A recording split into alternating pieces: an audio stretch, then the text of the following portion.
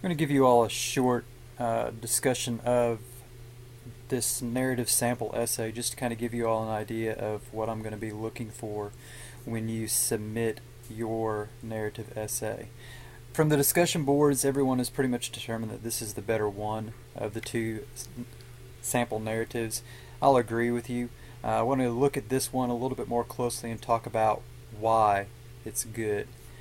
First of all, it is within the word count. It's a little bit over, but not nearly as over as the other one. You do need to stay as close to that 750 to 1,000 range as possible. I'll give you a little bit of wiggle room, let you go over. You can't go under at all, because then it won't be detailed enough, but don't go really far over. If you look at this from a content standpoint, he gives just enough background information. The Hogging Fish essay gave us almost 3 pages of 2.5 pages of background information. He gives us background information about to right here. And that's when the story, the actual event, begins. One thing you need to keep in mind, this event that you describe for the narrative really doesn't need to be anything that happens over a series of days, months, what have you, because you're not going to be able to give enough detail. So the good thing about this is he gives us just enough background information to get us into the story. When we get to the story, it was very detailed, but what you see is he not only tells us the story, he also tells us how he's feeling. Okay, whatever story you tell, the story itself is fine, but your reaction to it is going to be unique to you. The way you react to things compared to the way your audience may react to it is going to be totally different. So you need to give us your reaction to it. Then you get to the bottom. Well, it actually kind of starts right in here and then it goes into the last paragraph. We have quite a bit of information on significance. That's a big part of the narrative. You can't just tell the narrative and leave it at that. You also have to explain the significance of the event to you. Okay? That's really what makes the story good. Please keep in mind the actual story, surviving a drug overdose, you don't have to have something that sensational to make a good narrative. That's really not what is that great about the story. What's great about the story is he gives me just enough background information, he describes the event in detail, and he gives me the significance. That's what makes it good. It's not necessarily the content.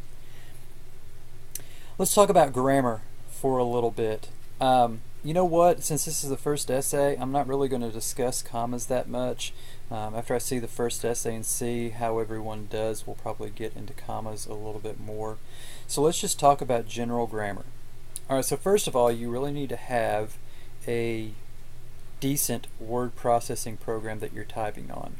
And see, when I see things like this in green, it's a matter of there's too many spaces.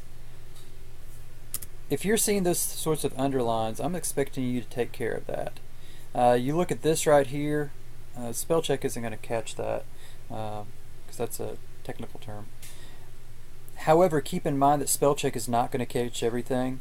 Spell check just looks at words, doesn't really look at words and how they're used in context, so you still have to proofread. I would advise you to proofread at least 4 times, because you won't catch everything the first time. You probably won't catch everything the second time. You need to proofread multiple times. Dedicate a good amount to proofreading. What I found with students is most students make mistakes on silly things because they didn't read their essays closely enough. They procrastinated, used poor time management, didn't give themselves enough time to proofread, and then they made a bunch of ignorant mistakes. Trust me, if you proofread very closely, you will catch 75% of your mistakes, because hopefully all of you in this class are fluent in English and you can read. If you can't read, I'm kind of wondering how you got into Comp 1. Anyway, proofread your essay. If you do that, even have someone else look over it for you. It doesn't have to be a genius, just someone who is pretty fluent in English and can read.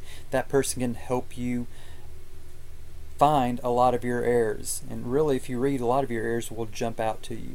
When I look at this, it's very clear the person proofread. We talked about the other narrative sample. It was very clear that the person did not proofread pretty much at all.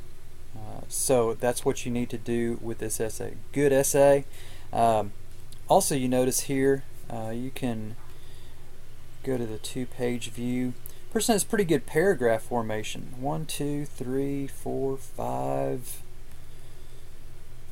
about 6 paragraphs. It's really where you need to be for this essay. I hate short, choppy paragraphs. You really need to be in the 4 to 6 paragraph range for this essay. If you're not, then that's pretty typical of organizational problems. So keep that in mind. Again, if you have any questions, make sure that you ask them in a timely manner, and good luck in completing your narrative.